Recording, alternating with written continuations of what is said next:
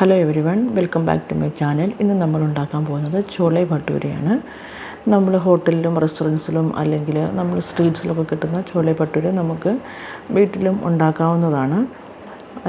അതിനു മുമ്പായി video subscribe ചെയ്യാത്തവരൊന്ന് subscribe ചെയ്യുക. ഇഷ്ടപ്പെട്ടാൽ എല്ലാവരിലേക്കും ഒന്ന് ഷെയർ ചെയ്യുക. വീഡിയോ സ്കിപ്പ് ചെയ്യാതെ തന്നെ എല്ലാവരും കാണാൻ ശ്രമിക്കുക.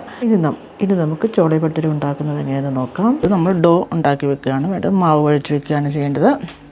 അതിനുവേണ്ടി ഞാനിവിടെ ഒരു 1/3 കപ്പ് റവ എടുത്തിട്ടുണ്ട്.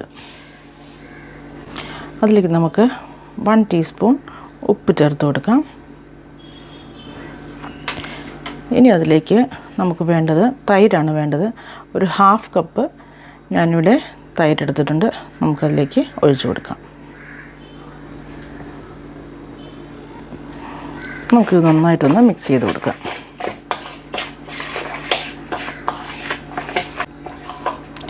നന്നായിട്ട് ഒന്ന് മിക്സ് ചെയ്ത് കൊടുക്കുക. നമുക്കത് അവിടെ ഇരിക്കട്ടെ. എന്നിട്ട് നമ്മൾ ഈ റവ ഇതിനകത്തേക്ക് ഈ തൈരിനകത്തേക്ക് ഒന്ന് നല്ലപോലെ സോക്കാണ്. ഒന്ന് കുതിർന്ന് വരണം കേട്ടോ. അതിനുവേണ്ടി നമുക്ക് അല്പസമയം ഒന്ന് വെയിറ്റ് ചെയ്യണം.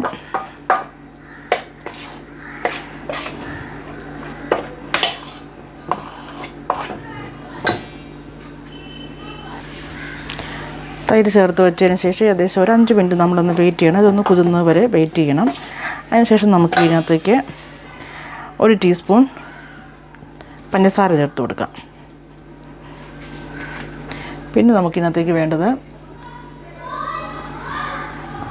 ഒരു ഹാഫ് ടീസ്പൂൺ അനുസരിച്ചാണ് കേട്ടോ. 1/2 teaspoon baking soda, baking powder അല്ല, ബേക്കിംഗ് സോഡ ചേർത്ത് കൊടുത്തിട്ട് നന്നായി ഒന്ന് മിക്സ് ചെയ്യാം.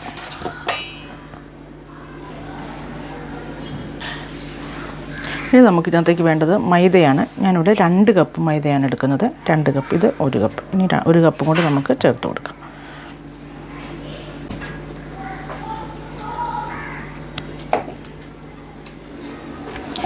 നമുക്കിതെല്ലാം കൂടെ ഒന്ന് മിക്സ് ചെയ്ത് കൊടുക്കാം.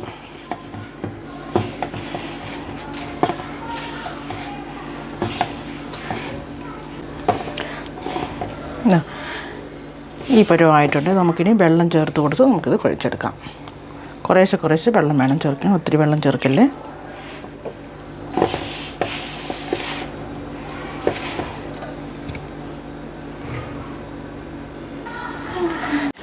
അതായത് ഇപ്പം ഞാൻ നന്നായിട്ടിത് കുഴച്ചെടുത്തിട്ടുണ്ട്. ഇത് ഒത്തിരി വെള്ളം കൂടിപ്പോവുകയും ചെയ്യരുത്, നല്ല വെള്ളം ഒത്തിരി കുറഞ്ഞു പോകരുത്. നന്നായിട്ട് ടൈറ്റായിട്ടിരിക്കാൻ പാടില്ല. നല്ല സോഫ്റ്റായിട്ട് നമുക്കിതൊന്ന് നല്ലതായിട്ട് വൃത്തിയായിട്ടൊന്ന് കുഴച്ചെടുക്കണം. ഇനി നമുക്കിത് നമ്മുടെ കൗണ്ടർ ടോപ്പിലേക്ക് ഈ മാവ് എടുത്ത് വെച്ചിട്ട് അതിൻ്റെ കൈയിലും മാവിലും ഒക്കെ കൂടെ കുറച്ച് എണ്ണ തൂത്തതിന് ശേഷം നമുക്കിത് കൗണ്ടർ ടോപ്പിലിട്ട് നന്നായിട്ട് കൈ കൊണ്ട് നല്ല സോഫ്റ്റായിട്ട് നമുക്കിത് കുഴച്ചെടുക്കണം. ഇതൊന്ന് വലിച്ച് ഇങ്ങനെ എടുത്ത് കഴിയുമ്പോഴത്തേന് നല്ലപോലെ ഉടച്ച് നന്നായിട്ട് നല്ല കൈക്ക് എത്രമാത്രം നമുക്ക് ശക്തിയുണ്ട് അതുപോലെ നമ്മൾ നന്നായിട്ട് കുഴച്ചെടുക്കണം. നല്ല സോഫ്റ്റായിട്ട് നമുക്ക് ഈ ഡോ കിട്ടണം. ഇപ്പം നന്നായിട്ട് സോഫ്റ്റായിട്ട് ഞാൻ കുഴച്ചെടുത്തിട്ടുണ്ട്. ഇനി നമുക്കിതിൻ്റെ മാവിൻ്റെ പുറത്തേക്കും അല്പം എണ്ണ തൂത്ത് കൊടുത്തതിന് ശേഷം നമുക്കൊരു പാത്രത്തിലേക്ക് മാറ്റി വയ്ക്കാം. എന്നിട്ട് അടച്ച് നമുക്ക് ഒരു അരമണിക്കൂർ സമയത്തേക്ക് നമുക്ക് വെയിറ്റ് ചെയ്യും. അപ്പോഴത്തേക്കും നമുക്ക് നമ്മുടെ ചോല എങ്ങനെയാണ് ഉണ്ടാക്കുക, അല്ലെങ്കിൽ നമുക്ക് കടല എങ്ങനെയാണ് ഉപയോഗിക്കുന്നത് നമുക്ക് നോക്കാം. ഞാനിവിടെ എടുത്തിരിക്കുന്നത് വെള്ളക്കടലയാണ്, അല്ലെങ്കിൽ കാബൂളി ചനയെന്നും ഇതിന് പറയും. വലിയ വെള്ളക്കടലയുണ്ടല്ലോ, അതാണ്. ഞാനൊരു 5-6 മണിക്കൂർ വെള്ളത്തിലിട്ട് കുതിർത്ത് വച്ചിരിക്കുന്ന കടലയാണ്. ഇത് 2 കപ്പ്, കുതിർക്കുന്നതിന് മുമ്പേ 2 കപ്പ് ഉണ്ടായിരുന്നു. ഈ കപ്പിന് 2 കപ്പ് എടുത്തിരിക്കുന്നതാണിത്. അത് കുതിർത്തപ്പോൾ ഇത്രയും ക്വാണ്ടിറ്റി ഉണ്ട്. അത് നമുക്ക് കുക്കറിനകത്തേക്ക് ഇട്ട് കൊടുക്കാം. ഇനി നമുക്ക് നല്ല വൃത്തിയുള്ള ഒരു തുണി കഷ്ണം എടുക്കാം, ഒരു കോട്ടൺ തുണി എടുക്കാം. അതിനകത്തേക്ക് നമുക്ക് ഒരു സിന്നമൺ സ്റ്റിക്കിൻ്റെ 1 ഇഞ്ച് വലുപ്പത്തിലുള്ള സിന്നമൺ സ്റ്റിക്ക് ഇട്ട് കൊടുക്കാം. അതിനുശേഷം ഒരു ബ്ലാക്ക് കാർഡമം ഇട്ട് കൊടുക്കാം. പിന്നെ നമുക്കിനകത്തേക്ക് വേണ്ടത് 1 ടീസ്പൂൺ ചായപ്പൊടിയാണ്. അതും കൂടി നമുക്ക് ഇട്ട് കൊടുത്തതിന് ശേഷം നമുക്ക് ഈ തുണി നന്നായിട്ടൊന്ന് കെട്ടിയെടുക്കാം. ഒരു ചെറിയൊരു സഞ്ചി പോലെ നമുക്കിതിനെ കെട്ടിയെടുത്തിട്ട് നമുക്ക് കുക്കറിനകത്തേക്ക് ഇട്ട് കൊടുക്കുകയാണ് വേണ്ടത്. ഇതായി കാണിക്കുന്ന പോലെ നമുക്കിതൊന്ന് നല്ലപോലെ കെട്ടിയെടുക്കണം. അതായത് ഇതുപോലെ ഒരു ചെറിയൊരു പോട്ടിൽ പോലെ നമുക്കിത് കെട്ടിയെടുത്തിട്ട് നമുക്കിത് കുക്കറിനകത്തേക്ക് ഇട്ട് കൊടുക്കാം. ഇനി നമുക്കിതിനകത്തേക്ക് നമുക്ക് ആവശ്യത്തിനുള്ള ഉപ്പ് ചേർത്ത് കൊടുക്കാം. നമ്മുടെ ടേസ്റ്റിനനുസരിച്ച് ഇത് കടല വേവാനുള്ള ഉപ്പ് നമുക്ക് ചേർത്ത് കൊടുക്കാം. പിന്നെ നമുക്ക് വെള്ളമാണ് വേണ്ടത്. ഏകദേശം 2 കപ്പ് വെള്ളം ഞാനിവിടെ ചേർത്ത് കൊടുത്തിട്ടുണ്ട്. ഇനി നമുക്ക് കുക്കർ അടച്ച് വെച്ച് ഏകദേശം ഒരു 5-6 വിസിൽ വരുന്നത് വരെ നമുക്ക് ഈ കടല നമുക്ക് വേവിച്ചെടുക്കാം. ഇനി നമുക്ക് ചോള മസാലയാണ് വേണ്ടത്. ചോള ഉണ്ടാക്കാനുള്ള മസാല നമുക്ക് മാർക്കറ്റിലൊക്കെ മേടിക്കാൻ കിട്ടും. പക്ഷെ നമുക്കിത് വീട്ടിൽ നമുക്ക് ഉണ്ടാക്കാവുന്നതാണ്. അതിനുവേണ്ടി ഞാനിവിടെ കുറച്ച് മസാലകളൊക്കെ എടുത്ത് വെച്ചിട്ടുണ്ട്. അതെന്തൊക്കെയാണെന്ന് പറയാം. മല്ലി, ജീരകം, പെരുംജീരകം, വറ്റൽമുളക്,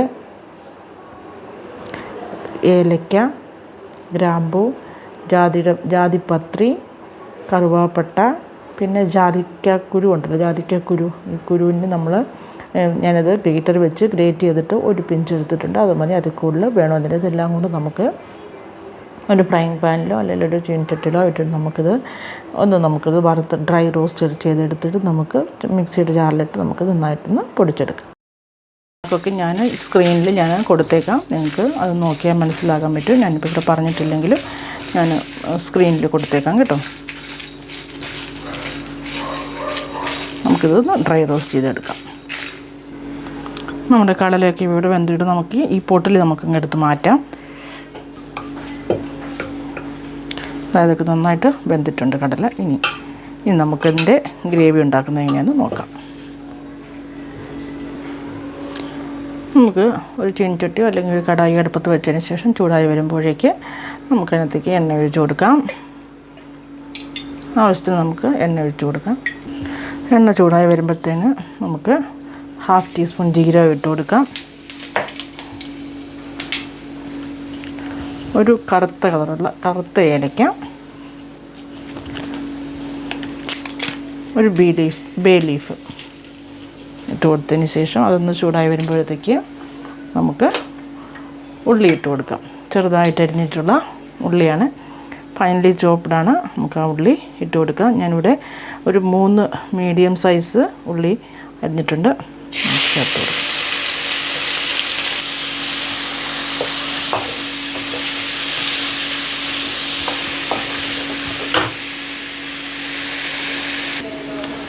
ഉള്ളിയുടെ കളറൊക്കെ ഒന്ന് മാറി വന്നിട്ട് നമുക്കതിനകത്തേക്ക് ജിഞ്ചർ ഗാർലിക് പേസ്റ്റ് ഇട്ട് കൊടുക്കാം. 1 table spoon ginger garlic paste ഇട്ട് കൊടുത്ത് നന്നായിട്ട് നമുക്ക് ഇളക്കി കൊടുക്കാം.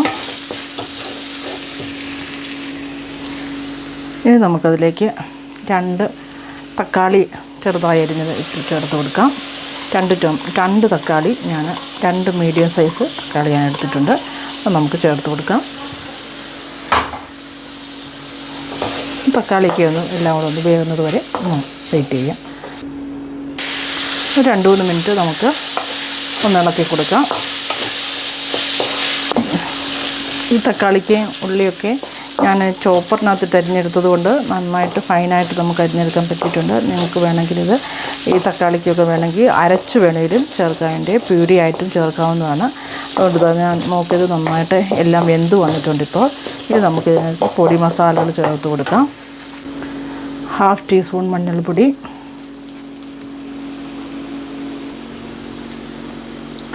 2 ടീസ്പൂൺ കാശ്മീരി ചില്ലി പൗഡർ,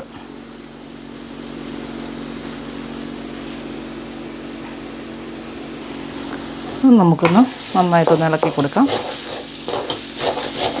മസാലയുടെ പച്ചമണമൊക്കെ ഒന്ന് പോകുന്നത് വരെ നമുക്ക് ഒന്ന് ഇളക്കി കൊടുക്കാം. ഇനി നമുക്കിതിലേക്ക് നമ്മൾ പൊടിച്ചു വച്ചിരിക്കുന്ന ചോല മസാല നമുക്ക് ഇതിനകത്തേക്ക് ഇട്ട് കൊടുക്കാം. അതിനുശേഷം നന്നായിട്ട് ഒന്നുകൂടെ ഇളക്കി കൊടുക്കാം. ഇനി നമുക്കിതിലേക്ക് നമ്മൾ വേവിച്ച് വച്ചിരിക്കുന്ന ഈ കടല ഇട്ട് കൊടുക്കാം. ഈ ചോല നമുക്കിട്ട് കൊടുക്കാം.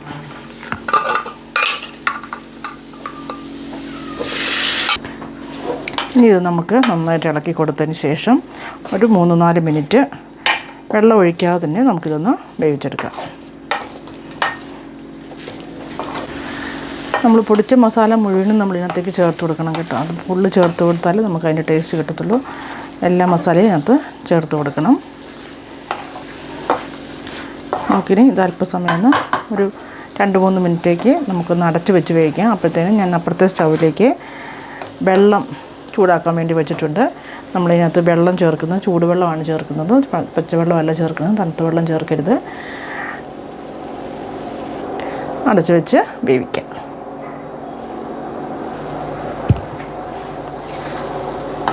ഇനി നമുക്ക് ഇതിനകത്തേക്ക് അല്പം ഡ്രൈ മാംഗോ പൗഡർ അല്ലെങ്കിൽ ആംചൂർ പൗഡർ അതില്ലാന്ന് വരികയിൽ നമുക്ക് ചാട്ട് മസാല ചേർത്ത് കൊടുക്കാം. 2 ടീസ്പൂൺ ചാട്ട് മസാല അല്ലെങ്കിൽ ആംചൂർ പൗഡർ 2 ടീസ്പൂൺ ഇളക്കി കൊടുക്കാം. ഇനി നമുക്കിതിനകത്തേക്ക് വെള്ളം ചേർത്ത് കൊടുക്കാമേ.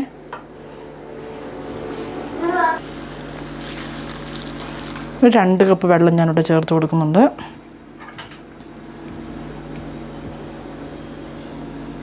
രണ്ട് കപ്പ് വെള്ളം ചേർത്ത് കൊടുത്തിട്ട് നമുക്കിതിനകത്തേക്ക് ഉപ്പ് ആഡ് ചെയ്യണം. ഉപ്പ് നമ്മൾ ചേർത്തിട്ടില്ല.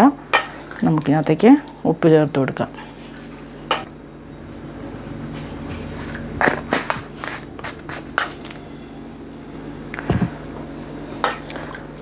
അഞ്ച് മിനിറ്റ് കൂടെ നമുക്കിതൊന്ന് വേവിച്ചെടുക്കാം. അടച്ചു വെച്ച് വേവിക്കാം. ഇതിപ്പം ആയിട്ടുണ്ട്. നമുക്കിനി ഇതിനകത്ത് കടുക് വറുക്കാം. കടുക് വറുക്കുന്നത് എങ്ങനെയാണെന്ന് നോക്കാം.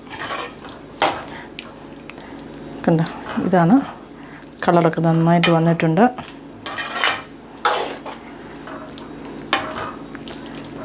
നിങ്ങളിതുപോലെ തന്നെ നിങ്ങളൊന്ന് ഉണ്ടാക്കി നോക്കണം. നല്ല ടേസ്റ്റാണ്. ഉപ്പൊക്കെ നോക്കി നല്ല ടേസ്റ്റുണ്ട്. നിങ്ങൾ ഉണ്ടാക്കി നോക്കണം. ഇതാ ചോല നന്നായിട്ട് വെന്തിട്ടുണ്ട്. കണ്ട, നന്നായിട്ടിത് വെന്തിട്ടുണ്ട്. നിങ്ങൾക്ക് വേണമെങ്കിൽ ഇത് അല്പം ഇതിനകത്തൊന്ന് കടല എടുത്തിട്ട് നമുക്ക് മിക്സിക്കകത്തിട്ടിട്ട് ഒന്ന് അടിച്ചു കഴിഞ്ഞാൽ ഇത് കുറച്ചൊക്കെ നമുക്ക് ഉടച്ചെടുക്കാൻ പറ്റും. അല്ലെങ്കിൽ ഇങ്ങനെ തന്നെയും നിങ്ങൾക്ക് യൂസ് ചെയ്യാം.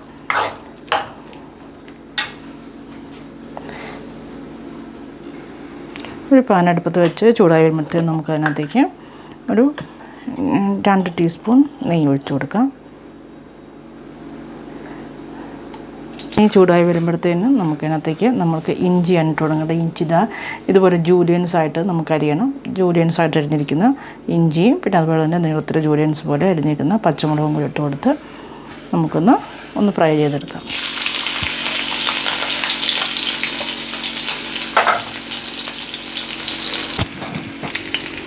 ഹാഫ് ടീസ്പൂൺ കസൂരിമെത്തി ഡ്രൈ റോസ്റ്റ് ചെയ്തതിന് ശേഷം നമുക്ക് ഇതിനകത്തേക്ക് അതും ചേർത്ത് കൊടുക്കാം.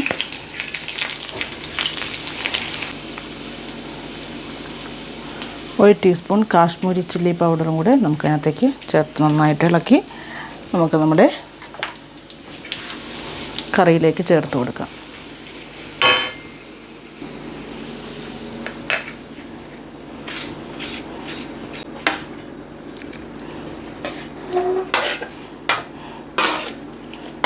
നന്നായിട്ട് വീണ്ടും ഇളക്കി കൊടുക്കാം. ഇവിടെ നമ്മുടെ ചോല ഇവിടെ റെഡി ആയിട്ടുണ്ട്. ഇനി നമുക്ക് ഭട്ടൂര ഉണ്ടാക്കുന്നത് എങ്ങനെയാണെന്ന് നോക്കാം. ഇത് കണ്ടോ, ഇപ്പം മാവൊക്കെ നല്ല സോഫ്റ്റായി വന്നിട്ടുണ്ട്. കണ്ടോ,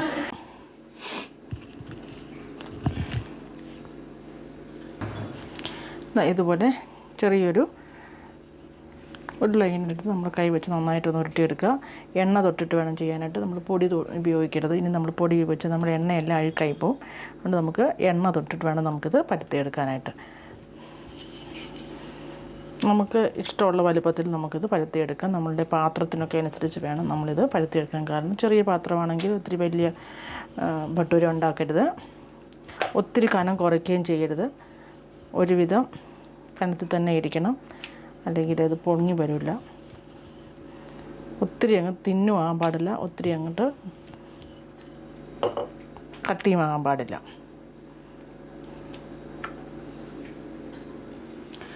എണ്ണ ചൂടായി വരുമ്പോഴത്തേക്ക് നമുക്ക് ഇട്ട് കൊടുക്കാം.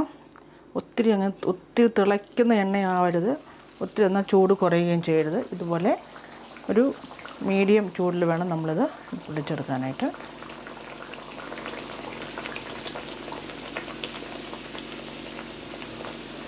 ഇങ്ങനെ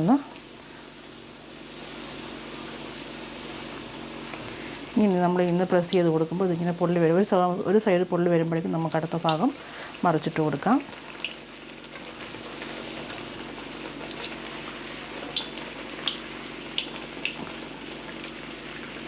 ഇനി നമ്മൾ പ്രസ് ചെയ്ത് കൊടുത്തു കഴിയുമ്പോൾ നന്നായിട്ട് ഇത് പൊള്ളി കിട്ടും. കണ്ടോ? നമ്മൾ വെക്കുന്ന പാത്രത്തിനനുസരിച്ചിട്ട് വേണം നമ്മൾ ഇതിൻ്റെ വലിപ്പം നമ്മൾ തീരുമാനിക്കാൻ. അല്ലെങ്കിൽ വലിയ പാത്രമാണെങ്കിൽ നിങ്ങൾക്ക് വലിയതായിട്ട് നമുക്കിത് പരത്തിയെടുക്കാം. ചെറുതാണെങ്കിൽ ചെറുതനുസരിച്ച് നിങ്ങളുടെ ഇഷ്ടം പോലെ ചെയ്തെടുക്കുക. എൻ്റെ പാത്രം ചെറുതായതുകൊണ്ട് ഞാൻ ചെറിയതായിട്ടാണ് ഞാൻ എടുത്തിരിക്കുന്നത്. നമുക്ക് ഇത് കണ്ടോ, നന്നായിട്ടിത് പൊള്ളി വന്നിട്ടുണ്ട്.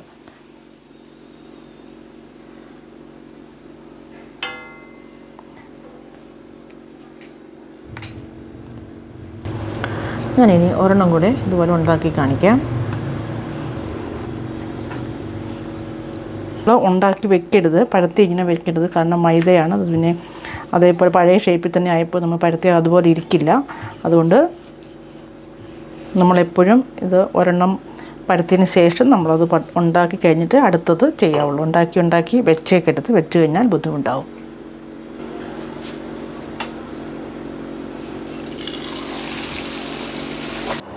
അപ്പം നമുക്ക് ബാക്കി വന്നിരിക്കുന്ന മാവ് കൊണ്ടുള്ള ഭട്ടൂരകളൊക്കെ നമുക്ക് ഉണ്ടാക്കിയെടുക്കാം.